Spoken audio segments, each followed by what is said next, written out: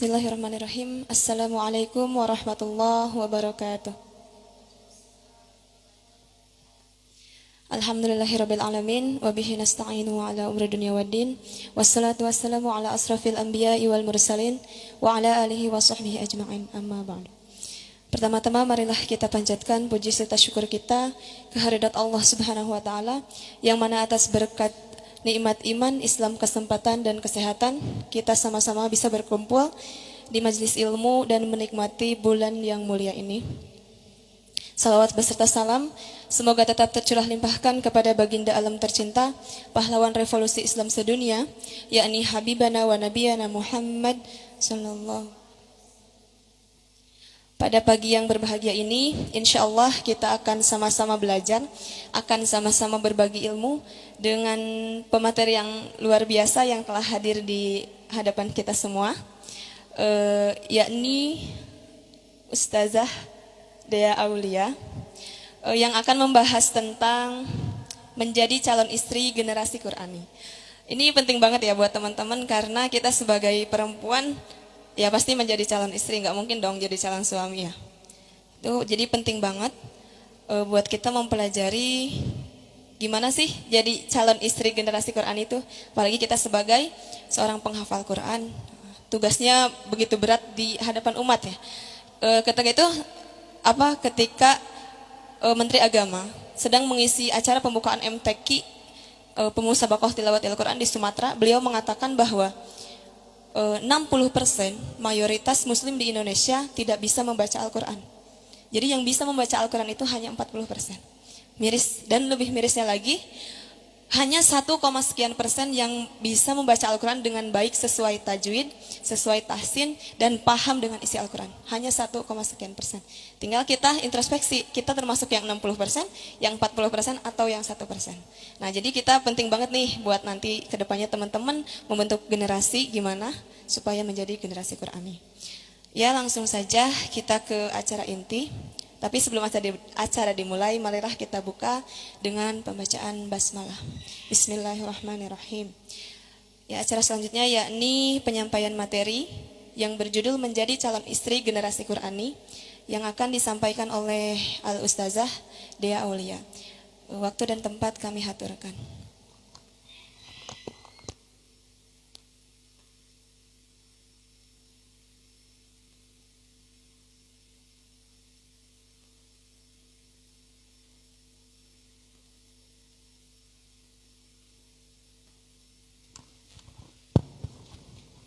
Ya, baik.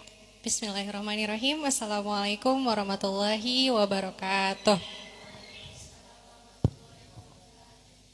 Kurang semangat nih. Bismillahirrahmanirrahim. Assalamualaikum warahmatullahi wabarakatuh. Alhamdulillah, Masya Allah. Insya Allah calon-calon istri salihah ya yang ada di sini. Ya, sebelumnya terima kasih kepada Kak Moderator, Kak siapa? Kak Vina ya. Dan alhamdulillah suatu kesempatan berharga bisa sharing sama teman-teman di pesantren Usyakil Quran ya. Dan teman-teman semua di sini menghafal Al-Quran. Masya Allah, insya Allah kalau teman-teman punya hajat, punya keinginan yang baik saat ini atau punya cita-cita, boleh didoakan di dalam hati karena saat ini malaikat-malaikat sedang mengelilingi kita dalam majelis ilmu ya. Ya, sebelumnya izin memperkenalkan diri, nama saya Dea. Alhamdulillah kemarin baru 3 bulan ini di Indonesia, alumni dari International Islamic University of Islamabad di Pakistan. Jadi alhamdulillah kemarin berhubungan juga dengan Al-Quran. Mau manggil teteh, manggil kakak? Bebas ya. Mungkin di sini karena di Bandung lebih ke teteh aja kali ya. Jadi Teh Dea waktu itu ambil jurusan tafsir Al-Quran juga kebetulan. Jadi nyambung gitu ya sama pembicaraan kita kali ini. Dan kalau berbicara sedikit tentang Al-Quran, jadi waktu sebelum Teh Dea itu ke Pakistan nih, Teh Dea itu ada 2 pilihan, 3 malah. Jadi waktu itu ada 3 negara yang mau dituju. tapi bingung gitu kan mau kemana. Ada negara yang ingin dituju tapi syaratnya harus bisa menyelesaikan daurah tahfidz Al-Quran. Jadi sekarang ini banyak kan ya, kalau adik-adik tahu, banyak daurah tahfidz yang mungkin 2 bulan atau 3 bulan bisa selesai 30 juz gitu. Tapi mungkin memang itu metode menghafal yang satu kali dan kemudian merojaahnya seumur hidup gitu. Dan Teh dia sendiri, aduh bisa nggak ya selesai gitu. Bayangin aja kan ya 30 juz selama 40 hari gitu. Ya Allah, Teh dia juga mikir-mikir gitu ini, aduh bisa nggak ya. Dan dari orang tua kalau misalkan kamu nggak bisa, ya udah kamu nggak usah keluar negeri gitu.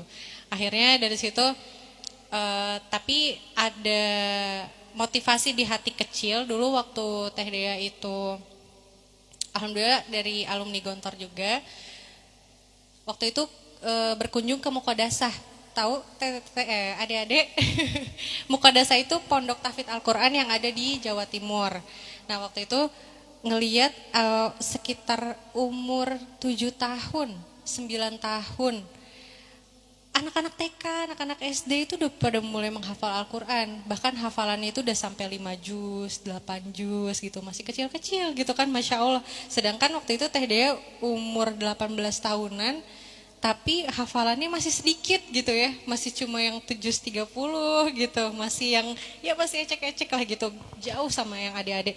Di situ Teh Dea ngerasa aduh malu banget gitu. Kenapa Teh Dea yang umur segini kalah sama hafalannya adik-adik gitu kan. Akhirnya di situ itu yang memotivasi Teteh untuk wah ini harus bisa nih gitu kan, ini harus bisa. Dan alhamdulillah itu motivasi yang Teteh pegang untuk menghafal Al-Quran. Dan yang namanya menghafal Quran pastinya karena berdekatan dengan kitabullah ya, pasti itu kayak mensucikan diri dulu gitu kan, jadi dosanya ngelotok gitu. Jadi Teh Dea juga waktu ngafalin itu sempat sakit juga, sempat demam, sariawan, aduh. Padahal biasanya kalau sariawan dikasih albotil itu cepet sembuh ya. Ini tuh nggak sembuh. Aduh, tadi sampai bingung. Itu udah sampai 5 harian kan, jadi susah ya ngafalnya itu. Tapi ya Masya Allah, mungkin setelah itu tuh ngerasanya enteng aja gitu. Setelah sembuh itu ngafalin jadi lebih mudah lagi. Dan alhamdulillah Teh Dea dengan motivasi kecil itu bisa menyelesaikan selama 30 hari 30 juz. Tapi mungkin memang mengulangnya ya, karena menghafal itu mudah, tapi yang sulit itu menjaganya. Itu yang kita yang harus betul-betul tekankan gitu. Dan kenapa sih tema kali ini itu menjadi calon istri generasi Qurani gitu. Nah tadi betul kata kakak moderatornya ya, kita bukan calon suami karena kita semua perempuan gitu. Tapi kita calon istri nantinya, yang mana dari rahim kita akan melahirkan anak-anak yang insya Allah kita semua bercita-cita sama untuk menjadi generasi Qurani gitu kan ya. Ada yang gak mau anaknya jadi generasi Qurani? Nggak ada ya, pastinya pengen semuanya nanti anak-anaknya juga hafidoh gitu ya, 30 juz, amin ya robbal alamin. Nah dari situ gimana nih caranya gitu. Nah kadang orang tuh ya udah ntar pokoknya saya pengen anak saya itu jadi hafidoh gitu, tanpa ikhtiar gitu, tanpa ada gimana caranya gitu supaya kita pingin generasi anak-anak kita nanti tuh jadi generasi Qurani, yaitu ibunya dulu gitu kan. Tapi sebelum jadi ibu kita kan jadi calon istri dulu gitu kan ya. Nah gimana nih, apa cara kita supaya bisa memantaskan diri supaya anak kita nanti itu jadi generasi Qurani gitu. Salah satunya ya alhamdulillah adik-adik di sini gitu kan ya, sama-sama belajar untuk menghafal meskipun 1-2 ayat pelan-pelan gitu kan. Tapi insya Allah itu adalah cita-cita atau tujuan yang mulia suatu saat nanti. Dan sebenarnya gini, kita ini sama-sama perempuan ya, Teteh juga perempuan gitu kan. Dan mungkin kita ini diberi kelebihan oleh Allah, kita sebutnya kelebihannya berupa perasaan gitu. Kadang laki-laki soalnya nggak punya perasaan ya. Yang punya perasaan kan perempuan ya. Maksudnya kita diberikan keunggulan, keutamaan oleh Allah itu berupa perasaan, yang mana kita ini harus pandai memanagenya. Jadi jangan cuman perasaan ini tuh jadi bikin baperan, jadi bikin galau atau bucin bahasa sekarang ya. Jadi jangan sampai disalahgunakan gitu kita punya perasaan sama Allah itu, tapi kita harus bisa memanage. Kalau misalkan memang kita punya rasa suka atau rasa cinta, gimana caranya kita bisa membangun rasa cinta itu menjadi kecintaan yang lebih besar terhadap Allah Subhanahu wa taala gitu. Nah, di sini karena kita semua juga calon ibu dan calon istri, maka dari itu kita harus betul-betul tahu nih gimana cara memanage hati kita. Jadi Teteh nih juga kalau misalkan ada sharing-sharing sama teman-teman selalu bilang meskipun kita perempuan tapi jangan kita kalah sama perasaan kita gitu. Jadi kita ini kan dianugerahi perasaan dan logika ya gitu. Kenapa sih kadang tuh perempuan kan udah gitu, disentil dikit sedih gitu kan, dimarahin sedikit sebel gitu kan, jangan kayak gitu. Tapi kita harus pintar-pintar mengolah hati kita antara perasaan dan logika. Jadi kalau misalkan teman-teman mulai ada yang dibaperin nih gitu kan sama ikhwan, jadi jangan langsung iya aja gitu, tapi harus logikanya harus main juga gitu. Jadi antara perasaan dan logika nih harus sinkron gitu ya untuk kita nih para calon istri solihah. Nah karena gini, sebetulnya kadang orang tuh lebih fokus ke mencari daripada menjadi. Pokoknya saya pengen kriteria nanti yang mau sama saya yang kayak gini gitu kan. Pengennya yang soleh, pengennya yang hafid, pengen yang ganteng. Padahal kita sendiri nggak memantaskan gitu kan. Kita lupa untuk menjadi karena kita terlalu fokus untuk mencari gitu. Nah itu kalau bisa tuh di situnya gitu dibenahi dulu. Jadi sekarang nih insya Allah itu pasti tahulah waktu yang tepat gitu ya, kapan untuk kita tuh nanti bertemu jodoh kita misalnya.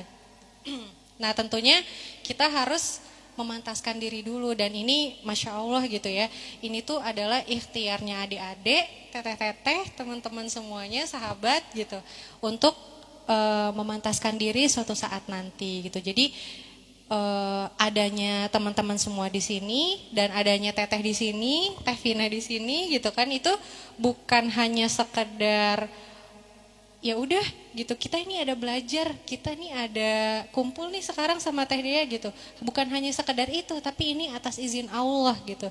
Jadi Allah yang mempertemukan siapa namanya? Fatimah dan Laila. Oh, Laila, Fatimah dan Laila bisa di sini gitu kan. Terus yang di belakang siapa namanya? Siapa? Rodia dengan siapa namanya?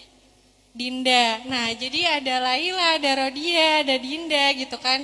Fatimah di sini itu untuk atas izin Allah gitu loh. Teman-teman semua bertemu di sini karena pada hakikatnya sebetulnya nggak ada yang kebetulan di dunia ini gitu. Jadi kok saya sama orang tua saya disuruh ngafal Quran ya gitu. Coba dicari gitu loh, kenapa ya gitu. Terus kok bisa ya saya ketemu sama Teh Vina gitu. Kok bisa ya Teh Dea di sini gitu. Nah itu coba dicari, karena nggak ada sesuatu yang kebetulan gitu. Jadi pasti Allah itu menyisipkan hikmah, menyisipkan sesuatu kenapa atau apa yang terjadi sama diri kita. Dan mungkin kalau kita lebih refleksi lagi ya, kalau misalkan kita ada handphone nih gitu ya. Handphone ini ciptaan siapa? Manusia. Manusia apa Allah? Ya, handphone ini kan ciptaannya manusia. Manusia ketika bikin HP ini pasti mikir nggak? Mikir kan ya. Terus pasti ada buku panduannya nggak? Ada kan ya, kalau HP-nya rusak gimana, cara nyalain internet gimana, terus kalau misalkan musiknya nggak bisa nyala gimana gitu kan, fotonya cara ininya gimana, itu pasti ada buku panduannya gitu kan ya. Dan ketika buku panduannya ada, HP-nya jadi, pasti HP ini ada tujuannya kan ya. Untuk apa HP? Untuk nelpon ya, untuk nelpon orang tua, minta dikirimin paket misalnya gitu ya. Atau mungkin untuk SMS gitu ya, WhatsApp gitu. Atau mungkin zaman sekarang Instagram yang lagi hits ya gitu. Atau buka YouTube gitu. Jadi ada tujuannya gitu kan ya. HP dibuat itu pasti ada tujuannya, ada buku panduannya, itu juga manusia gitu. Kita ini ciptaan apa pencipta? Ciptaan. Kalau ada ciptaan pasti ada yang menciptakan. Kalau ada yang menciptakan, kita ciptaan pastinya ada buku panduannya, namanya Al-Quran. Jadi sebetulnya kita itu hidup ini sudah ada buku panduannya gitu kan. Cuma kadang orang itu nggak realize. Realize itu apa? Bahasa Sunda itu. Realize itu menyadari gitu. Jadi kadang manusia itu nggak sadar bahwasanya kita ini kalau error gitu ya. Jadi kalau HP kalau error, kita baliknya ke buku panduannya kan ya. Nah begitu juga kita manusia. Kalau misalkan kita error, pasti kembalinya harus ke Al-Quran gitu. Jadi Masya Allah itulah kemuliaan orang-orang yang mempelajari Al-Quran. Kita jadi tahu gitu panduan kita itu harus kemana sih gitu. Karena sebetulnya kalau misalkan teman-teman baca nih dari mulai Al-Fatihah gitu kan sampai surat An-Nas, itu perjalanan kehidupan manusia dari mulai Lauhil Mahfud, dari kita belum diciptakan sampai kita kembali lagi sampai akhbarul ghaibiyah katanya kalau bahasa Kalimantan nih. Itu jadi apa namanya bahasa kabar-kabar goib gitu, kayak misalkan gimana itu surga, gimana itu neraka, itu tuh lengkap ada di Al-Quran gitu. Jadi ya kadang manusia tuh nggak mau aja gitu tahu buku panduannya, padahal kita nih sebetulnya udah ada nih gitu kan, tujuan penciptaan kita tuh ada gitu kan, kenapa kita diciptakan ada, tapi kitanya kadang yang gak mau menggunakan akal kita gitu. Nah jadi itu Masya Allah deh, nanti mungkin teman-teman juga akan merasakan sendiri gitu nikmatnya ketika kita mempelajari Al-Quran gitu kan, keagungan Al-Quran itu memang luar biasa. Jadi begitu tadi Teh Dea juga sebelum nyampe sini, naik-naik kan ya jalan ke sini, naik-naik ke puncak gunung. Kemudian lihat di depan itu Masya Allah sejuk gitu kan. Jadi terkadang memang ahlul Quran itu sama Allah itu udah didesain. Mereka itu ditempatkan di tempat yang terbaik. Kemudian Allah pun akan simahum fi wujuhihim asarus sujud. Jadi bukan berarti asarus sujud yang harus ada ininya ya, yang ada tandanya. Wah ini berarti dia ini ahli tahajud gitu. Bukan gitu. Tapi ketika secara otomatis dia itu sering mempelajari Al-Quran gitu, dia itu dekat dengan Al-Quran, bahkan dekat dengan lingkungan yang mendekatkan kepada Rabbuna Allah gitu. Itu sudah pasti terlihat gitu dari wajah-wajahnya gitu ya. Ini Masya Allah, Insya Allah wajah beda dari surga ya. Yang mendekatkan kita kepada Al-Quran. Dan kalau misalkan kita udah deket sama Al-Quran nih, jadi teman-teman nih kalau misalkan teteh-teteh adik-adik tahu nih, lingkungan itu mempengaruhi kita 70% dalam kehidupan kita. Coba deh, kalau misalkan ada kan yang bilang ya, kalau kita deket sama tukang parfum, kita keikut wangi. Kalau misalkan kita deket sama orang-orang yang seringnya ya naudzubillah gitu ya pacaran, atau mungkin main terus gitu kan, itu secara tidak langsung ngaruh ke kitanya gitu kan. Jadi maksiat dikit ya udahlah cuma gini doang gitu, ya udahlah cuma nggak sholat doang gitu kan. Jadi ada orang yang ketinggalan sunnah aja itu udah kayak mau nangis gitu kan, aduh saya nggak tahajud malam ini. Tapi ada orang yang nggak ketinggalan sholat biasa aja gitu. Nah itu coba dicek hatinya gitu. Mungkin biasanya nih orang yang kalau deket sama Al-Quran itu hatinya mudah tersentuh gitu. Ketika misalkan dengar Allah aja, itu kadang udah bergetar hatinya gitu. Nah itu mungkin jadi Masya Allah yang teteh mau sampaikan, teman-teman harus bersyukur berada di lingkungan Al-Quran.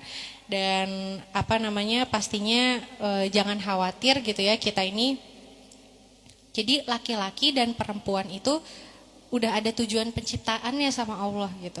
Laki-laki kenapa diciptakan seperti ini, perempuan kenapa diciptakan seperti ini gitu. Dan tentunya kita ini di antara kelebihan lainnya selain perasaan yaitu rahim. Kita itu diberikan rahim yang laki-laki nggak punya juga ya. Itu kan kelebihan aja untuk perempuan. Itu akan lahir generasi selanjutnya gitu. Nah, kalau misalkan suatu saat nanti kita ingin melahirkan anak yang baik, tentunya kitanya juga harus baik kayak gitu. Jadi bismillah gitu teman-teman, jangan merasa futur itu apa ya? Itu bahasa Sunda. Futur itu kayak lengah gitu, misalkan lengah itu pasti wajar, tapi adanya Laila di sini, adanya Fatimah gitu, itu untuk saling mengingatkan satu sama lain. Kalau misalkan, aduh saya lagi ini nih, lagi apa namanya, lagi down, saya lagi butuh semangat gitu. Coba saling cerita, mungkin pengalaman satu sama lain bisa saling mengisi gitu kan ya. Karena nggak ada yang apa ya, nggak ada yang merugikan kalau kita itu dekat dengan Al-Quran. Dan itu Teh Dea merasakan sendiri gitu ketika Teh Dea juga belajar agama, belajar Al-Quran waktu di Pakistan gitu. Ada aja kemudahannya gitu. Dan Masya Allah mungkin teman-teman nanti nyusul. Ya mudah-mudahan nanti nyusul, ada yang di Kairo misalnya gitu kan. Atau mungkin di Saudi, atau mungkin di pokoknya adik-adik ini nggak usah khawatir. Jadi dulu Teh Dea itu sempat jadi aktivis di Perhimpunan Pelajar Indonesia Sedunia dan Timur Tengah. Karena Pakistan itu mahasiswanya itu masuknya ke Timur Tengah ya. Jadi di Timur Tengah itu ada 17 negara yang tergabung di Timur Tengah dan Afrika. Jadi ada Aljazair, kemudian ada Qatar dan lain-lain. Itu alhamdulillah Teh Dea jadi pengurusnya waktu itu, dan Teh Dea punya akses ke situ gitu. Jadi kalau misalkan teman-teman, aduh pengen nih kayak Teh Dea nanti kuliah ke luar negeri gitu, ke Timur Tengah, pengen belajar Quran lagi, ayo makanya semangat dari sekarang gitu kan. Jangan lemes-lemes, belajarnya harus semangat, karena yang keluar itu pastinya harus bisa bahasa Arab dan Qurannya juga harus kuat gitu. Jadi ya bismillah, kalau misalkan teman-teman semangat belajar dari sekarang, insya Allah nanti kalau udah cita-cita, boleh Teh Dea saya mau kuliah misalkan ke Kairo gitu, atau mungkin saya mau ke Pakistan kayak Teh Dea gitu, boleh, nanti insya Allah Teh Dea bantu gitu. Senang nggak? Siapa yang mau? Harus mau semua dong ya.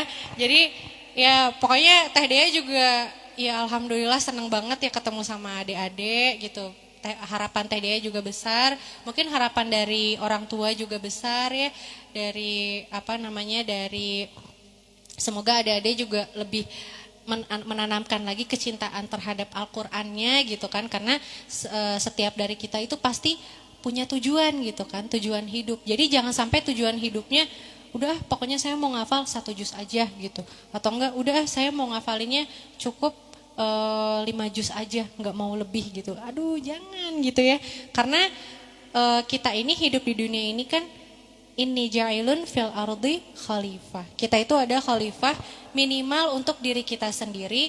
Wa fastabiqul khairat. Apa artinya itu?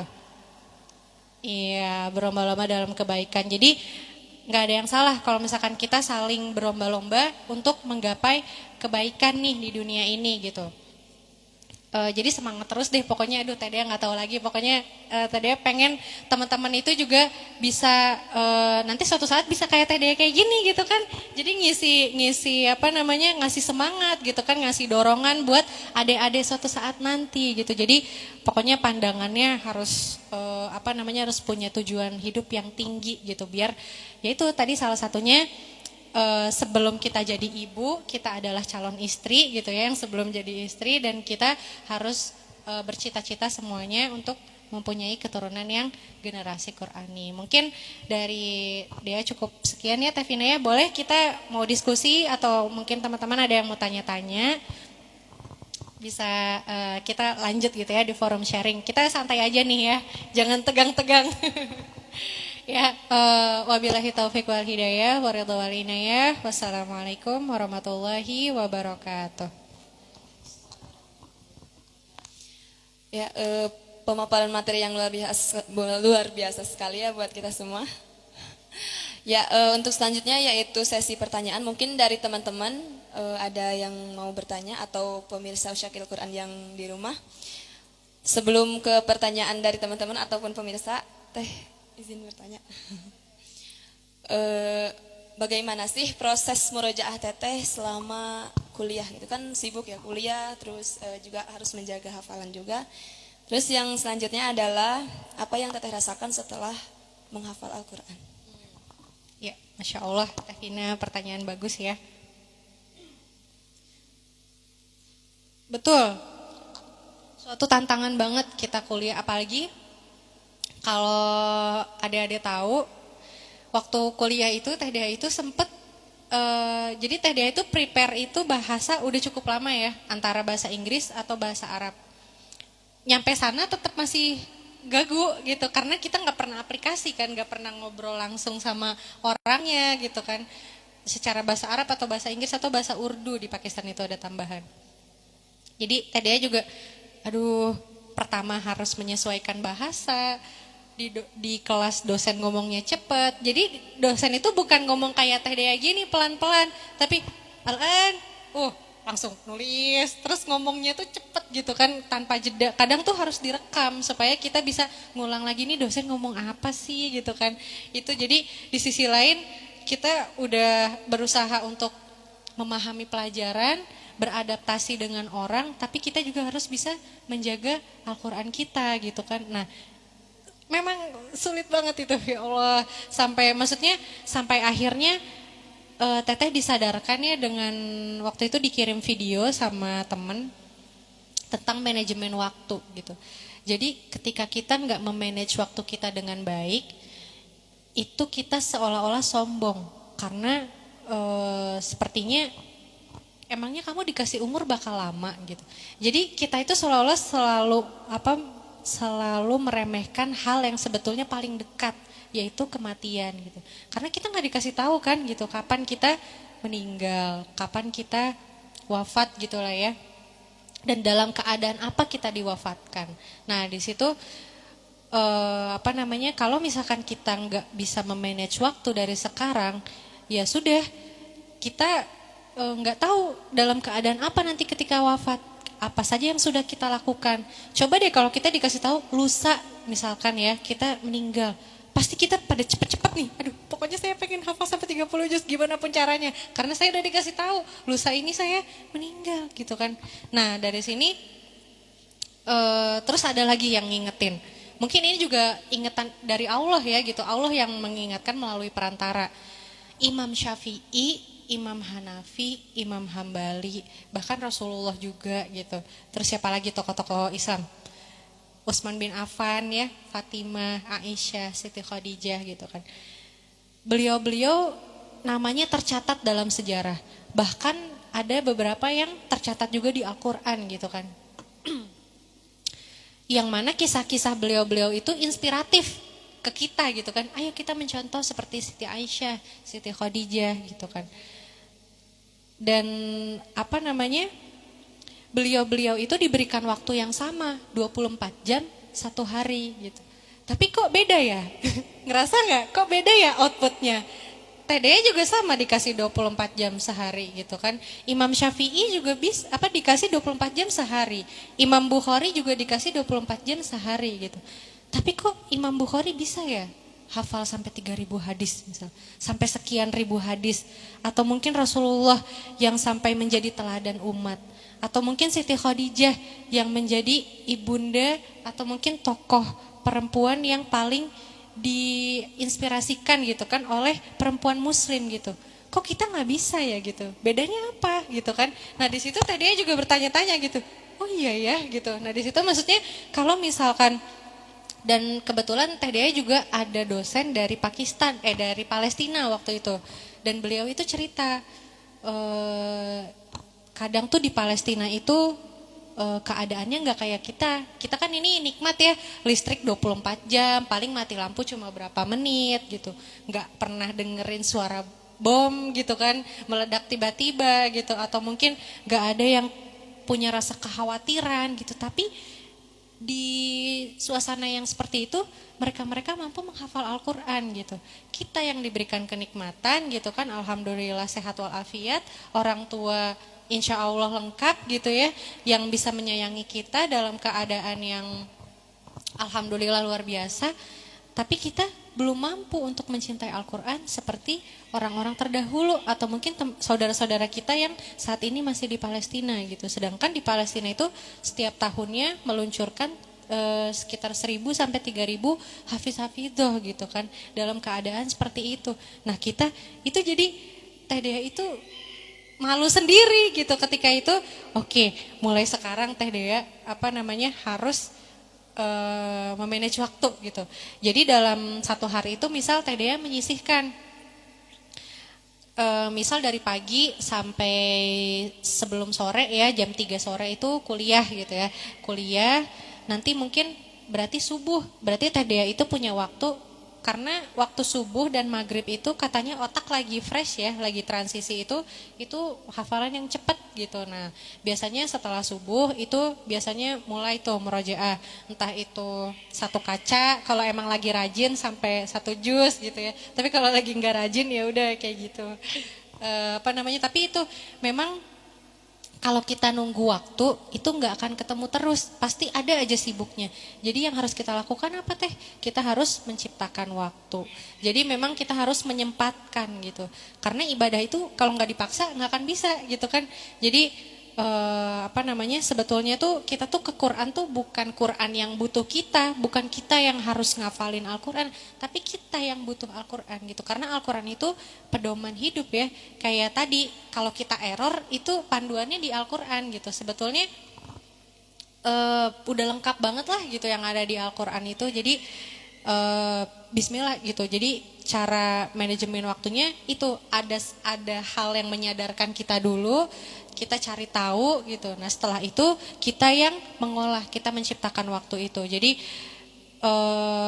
tapi alhamdulillah ketika Teh Dea itu kadang meluangkan waktu gitu ya untuk Al-Quran, itu ada berkahnya. Jadi sesibuk apapun pasti ada waktu yang Allah ganti gitu. Jadi pasti ada hal yang Allah mudahkan aja gitu. Misal ada ujian, tapi tadinya belum murojaah hari ini gitu. Ya udah, murojaahnya sedikit dulu deh gitu.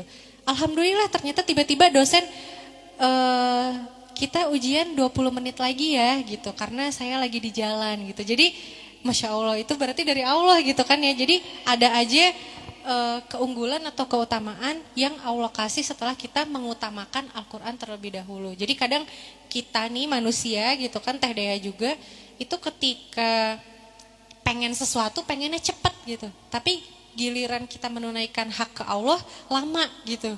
Nah itu kayak nggak adil ya nggak sih? Misal Teh Dea nih pengen, Teh Vina Teh Dea pengen ini dong pinjem mic-nya gitu kan, pengennya cepet kan, pengen dikasih gitu kan, tapi Teh Dea-nya diem aja gitu kan, kayak maksudnya nggak ngomong apa gimana. Ya itulah juga sama kayak kita ke Allah gitu. Jadi jangan kalau misalkan emang kita pengen sesuatu dan pengennya cepet, kita juga harus cepet ke Allahnya gitu.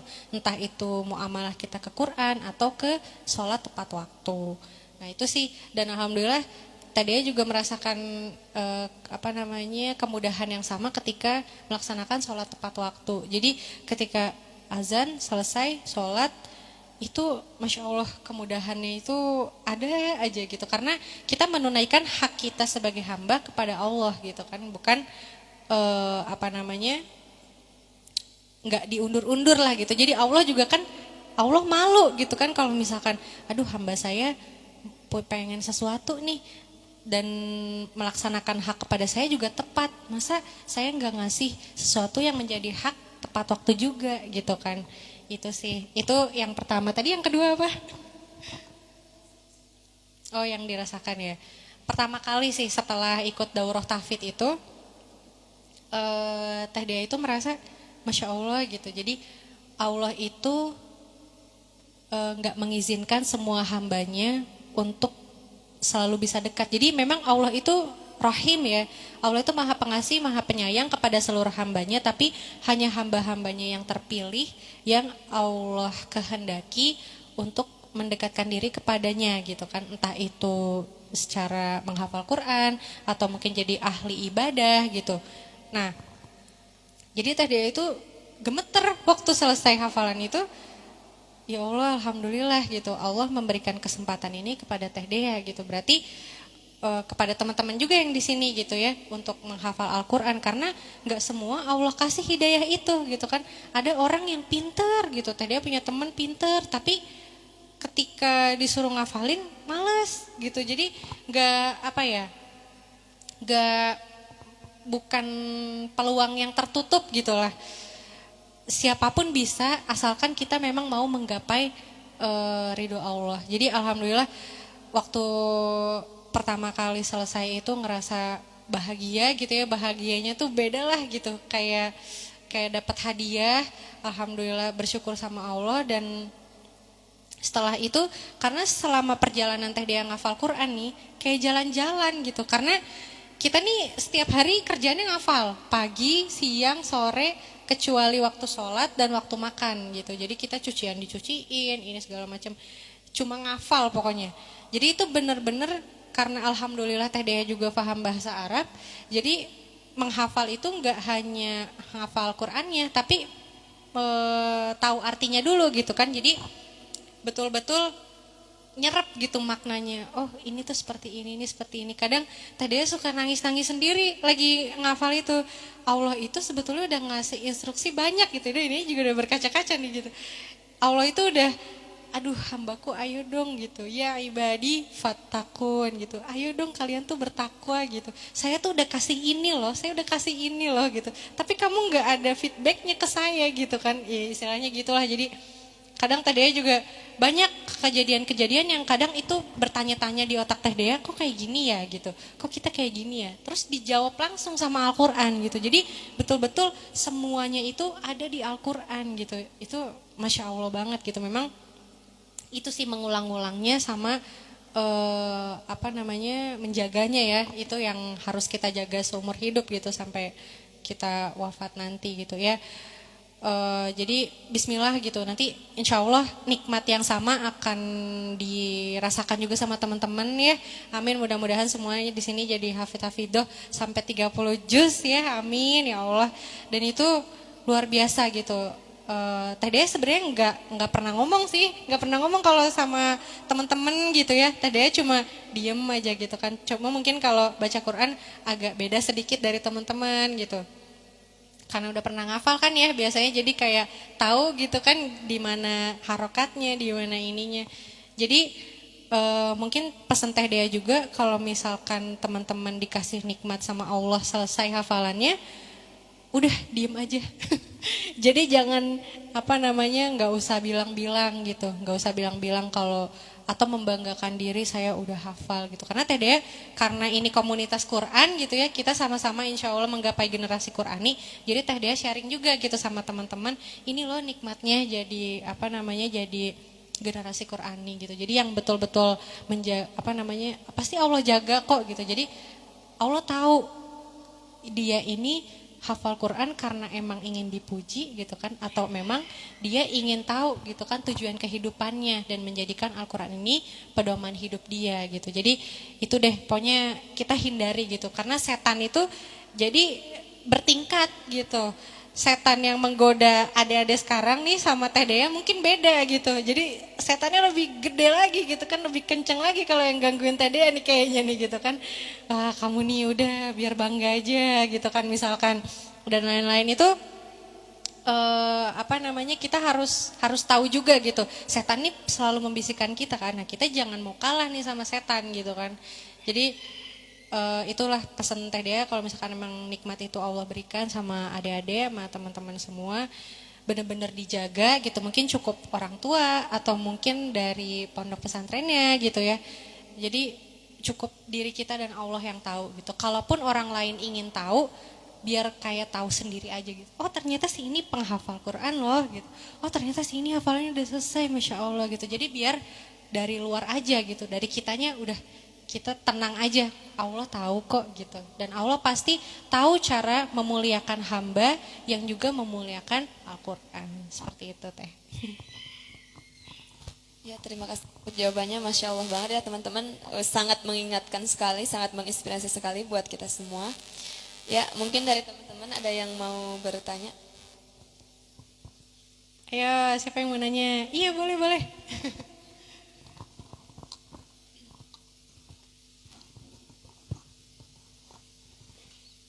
Bismillahirrahmanirrahim. Assalamualaikum warahmatullahi wabarakatuh. Waalaikumsalam warahmatullahi wabarakatuh. Sebelumnya Saya mau bertanya tentang kalau di Pakistan. Tadi namanya siapa? Dinda. Dinda. Oh iya. Kalau di Pakistan kan jurusannya banyak ya. Iya. Ya, kenapa Teh Dea milihnya jurusan tafsir Quran? Kenapa nggak milih jurusan farmasi atau kesehatan yang sebagainya? Ya, Iya. terima kasih. Siap. Oke, menarik juga nih. Ini sebenarnya Teh Dea itu dulu sebelum masuk universitas gitu ya, konsultasi sama orang tua. Karena Teh Dea sebenarnya senangnya itu hubungan internasional. Jadi yang ngobrol-ngobrol sama orang atau diplomasi kayak gitu. Dan Teh Dea punya kompetensi di situ. Waktu ngobrol sama orang tua dan itu udah selesai hafalan juga. Gimana ya gitu. Pengen nih sebenarnya gitu ngafalin ngambil HI, ngambil hubungan internasional, tapi sebenarnya pengen juga ngambil ke Quran. Terus orang tua bilang gini, sebetulnya Dea itu cocok ngambil hubungan internasional, tapi apa yang Dea pelajari belum tentu jadi maslahat buat orang lain dan buat diri Dea sendiri gitu. Tapi ketika Dea ngambil tafsir, itu akan jadi maslahat untuk Dea dan maslahat untuk orang lain juga gitu. Dan kalau misalkan kayak HI nih, hubungan internasional, komunikasi kan ya, itu orang tafsir bisa mempelajari. Tapi orang HI, orang hubungan internasional belum tentu bisa belajar tafsir katanya gitu. Oh iya juga ya gitu. Jadi memang kita harus mempelajari sesuatu yang spesifik di situ yang orang lain tuh susah untuk mempelajari apa yang kita pelajari. Nah, jadi orang tua juga ya udah biar sinkron sama Qur'annya gitu, belajarlah tafsir. Nah, nyampe di Pakistan, oke, kita ngambil Islamic Studies. Ada lagi tuh penjurusannya Islamic Studies itu. Ada ke hadis, ada kiroah, ada dakwah, ada sejarah, ada perbandingan agama gitu kan. Macem-macem. Terus Teh Dea bingung lagi gitu kan. Aduh, sejarah Teh Dea suka gitu kan. Cerita-cerita gitu Teh Dea suka gitu. Deh ngambil sejarah aja, digoda lagi gitu kan. Digoda lagi meskipun kita sama-sama belajar Islamic Studies gitu kan, cuma kan penjurusannya beda gitu. Tapi kata orang tua udah istiqomah tafsir aja, Al-Quran aja. Aduh, sebenarnya karena tafsir itu berat ya. Jadi kalau teman-teman mempelajari lebih dalam lagi di tafsir itu, nanti ada tafsir itu metodenya macam-macam. Ada metode yang kita bedah katanya, nahwu sorof gitu ya. Ada lagi yang metodenya itu dijelasin, tafsir bayani gitu kan. Ada lagi yang metodenya itu dilihat dari riwayatnya terdahulu, tafsir tahlili. Macam-macam tafsir itu kan. Aduh, pusing gitu kan. Cuman emang ketika berkahnya beda deh kalau kita belajar Al-Qur'an gitu. Pasti ada aja gitu Allah tuh ngasih kemudahan atau bikin kita terkagum-kagum gitu pas lagi belajar gitu. Oh Masya Allah gitu kan. Ternyata Quran ini sesulit ini ya gitu kan. Manusia gak bisa nih gitu. Sampai ke situ, sampai kesadaran kita tuh ini emang bukan buatan manusia gitu loh. Jadi kadang karena kita nih pasti didebatkan ya sama orang-orang yang ingin menjatuhkan Islam dan menjatuhkan Al-Quran. Itu pasti coba deh kalau misalkan Rasulullah dapat wahyu dan Rasulullah itu bisa baca, wah itu udah pasti orang gampang banget jatuhinnya itu pasti Nabi Muhammad itu yang buat, itu manusia itu yang buat gitu. Tapi qadarullah gitu kan, atas izin Allah ketika Al-Quran turun Rasulullah nggak bisa baca gitu kan, sampai malaikat Jibril bilang Iqra gitu kan berkali-kali gitu kan, bacalah ma'ana biqori, saya nggak bisa baca gitu kan, tapi emang Allah itu memasukkan Quran ke dalam hati Nabi Muhammad SAW. Jadi itu sih karena emang biar sinkron sama yang udah dipelajari, tapi memang ngaruh sih karena ketika kita belajar tafsir itu kan pasti banyak Al-Qur'annya ya, banyak ayat-ayat, banyak hal-hal yang berhubungan dengan apa yang udah kita hafalin gitu. Jadi ya sedikit banyak ngaruh dan emang lebih memudahkan ketika kita belajar tafsir terus udah hafalan gitu. Sebenarnya nggak perlu sampai 30 juz juga gitu. Yang penting tuh kita punya hafalan, punya basic hafalan. Ketika kita belajar tafsir nanti itu jadi kita udah punya bekal gitu. Jadi mau ngafalin berapa juz juga karena kita udah punya basic sebelumnya kan, menghafal gitu. Apalagi kalau bisa ditambah skillnya jadi bisa bahasa Arab, wah itu udah tambah gampang lagi insya Allah ngafalnya gitu ya. Itu sih karena pengen sinkron gitu sama apa yang udah dipelajari sebelumnya. Terima kasih sudah bertanya Dinda. Ada yang mau nanya lagi nggak? Sebelum kita berakhir.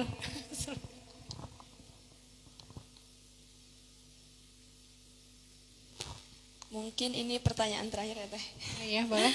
Jadi sebenarnya apa sih yang harus kita persiapkan gitu buat membentuk generasi yang Quran itu, untuk membentuk anak-anak kita nanti menjadi generasi Quran itu kan selain Al-Quran pastinya harus apa lagi yang harus kita persiapkan? Iya betul. Ini ya ikhtiar memantaskan ya bahasanya, hashtag nih. Memantaskan diri gitu. Jadi pokoknya sekarang kita tuh ini aja deh, cukup untuk berekspektasi. Apa ekspektasi? Teman-teman paham ekspektasi kan ya? Kayak berkeinginan gitu. Saya pengen suami yang kayak gini. Jadi orang itu kadang salah ikhtiar gitu.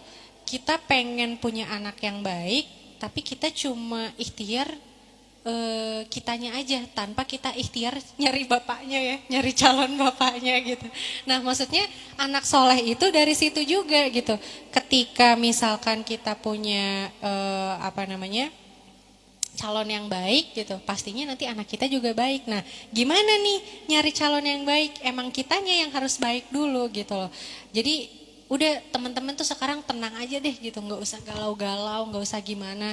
Itu juga sih yang tadi rasain gitu. Jadi kita tuh nggak usah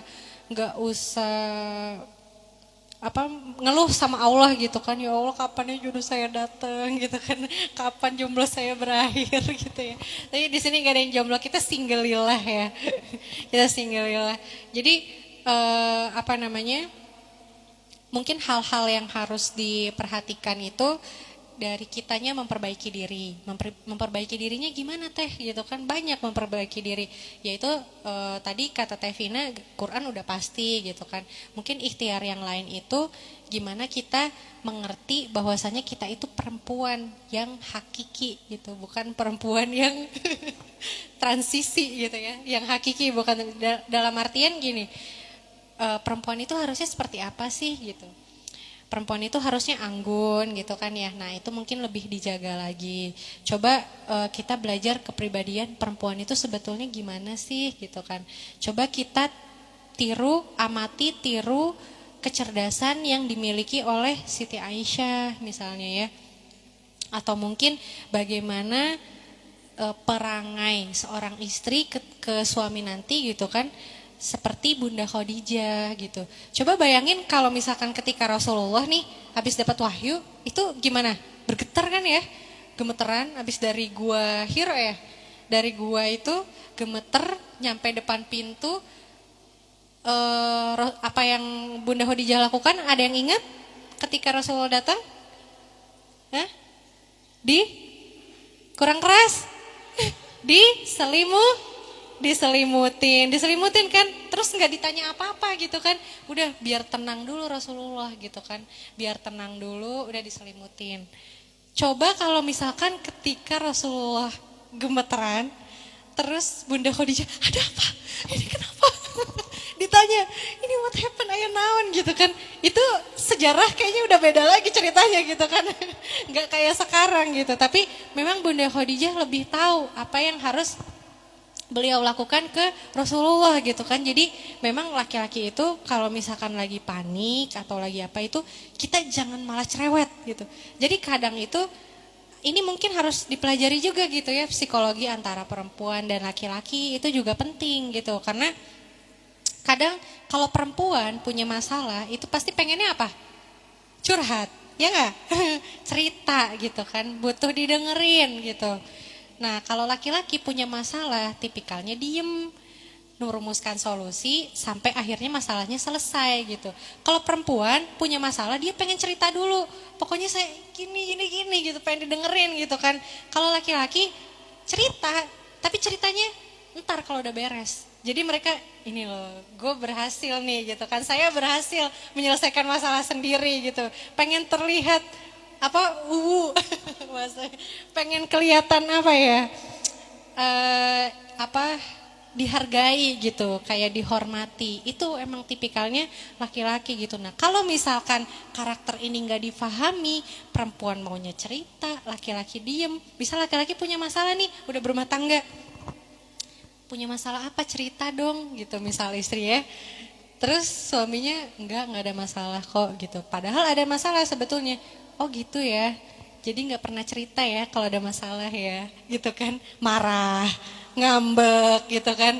Nah itu salah sebenarnya gitu. Jadi ditunggu aja. Kita harus sabar. Kita tuh kalau kata Ustadz Adi Hidayat itu berperanlah perempuan layaknya bulan dan laki-laki itu matahari. Gimana nih sifatnya matahari dan sifatnya bulan gitu kan? Kalau bulan itu gimana sifatnya bulan? Teduh ya, menerangi gitu. Teduh kalau misalkan suami datang pulang kerja gitu kan, kita jangan riweuh. Apa itu riweuh?